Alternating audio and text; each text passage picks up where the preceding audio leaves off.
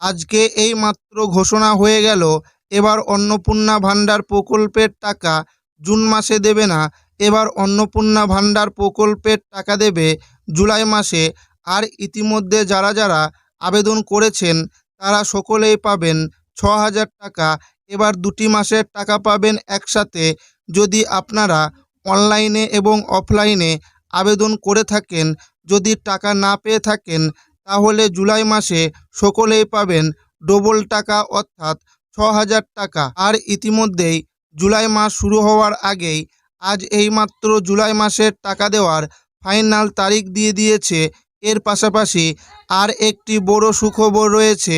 যুবশক্তি প্রকল্পের টাকা নিয়ে বড় সুখবর দিয়েছেন। আর এই টাকা পাবেন জুলাই মাসে, একসঙ্গে পাবেন 6,000 টাকা। আর এই টাকার জন্য কবে থেকে আবেদন শুরু হবে এই মাত্র জানানো হয়েছে। তো আসুন প্রিয় দর্শক বন্ধুরা, ভিডিও শুরু করা যাক। জুলাই মাস শুরু হতে না হতেই রাজ্যের মা বোনেদের জন্য সবথেকে বড় ধামাকা খবর। আপনারা যারা অন্নপূর্ণা ভাণ্ডারের 3,000 টাকা পাওয়ার অপেক্ষায় ছিলেন, তাদের জন্য অত্যন্ত খুশির খবর। জুলাই মাসে অ্যাকাউন্টে আসতে চলেছে একসঙ্গে 6,000 টাকা। হ্যাঁ, একদম ঠিক শুনেছেন, 3,000 টাকার বদলে সরাসরি দ্বিগুণ টাকা ঢুকতে পারে আপনার অ্যাকাউন্টে। যারা এখনও আবেদন করেননি তাদের জন্য এটাই শেষ সুযোগ। আর যারা অলরেডি আবেদন করে ফেলেছেন তারা কি এই টাকা পাবেন? আপনার নাম কি আদৌ নতুন লিস্টে আছে?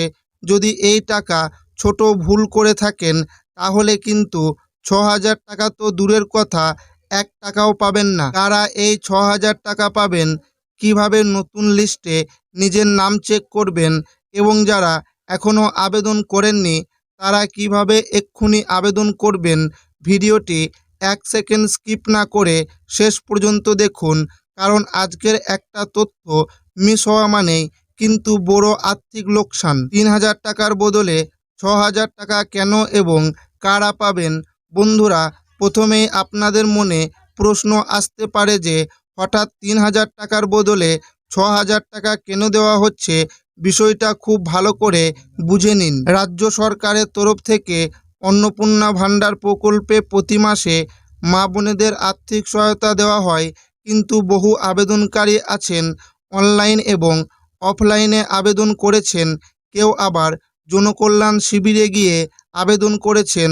সরকার পরিষ্কার জানিয়ে দিয়েছে, যারা জুন মাসে টাকা পাননি তাদের সেই জুন মাসের 3,000 টাকা এবং চলতি জুলাই মাসের 3,000 টাকা, অর্থাৎ একসাথে মোট 6,000 টাকা এই জুলাই মাসে সরাসরি ব্যাংক অ্যাকাউন্টে পাঠিয়ে দেওয়া হবে। কতবার আবেদন করলে টাকা ঢুকবে?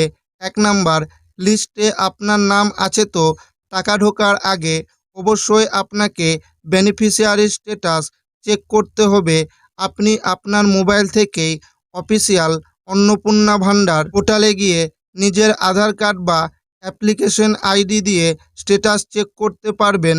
যদি সেখানে অ্যাপ্রুভাল এবং অ্যাক্টিভ লেখা থাকে তবেই জানবেন জুলাই মাসের টাকা আপনার অ্যাকাউন্টে ঢুকছে। অন্নপূর্ণা যোজনা নিয়ে বার্তা মুখ্যমন্ত্রীর।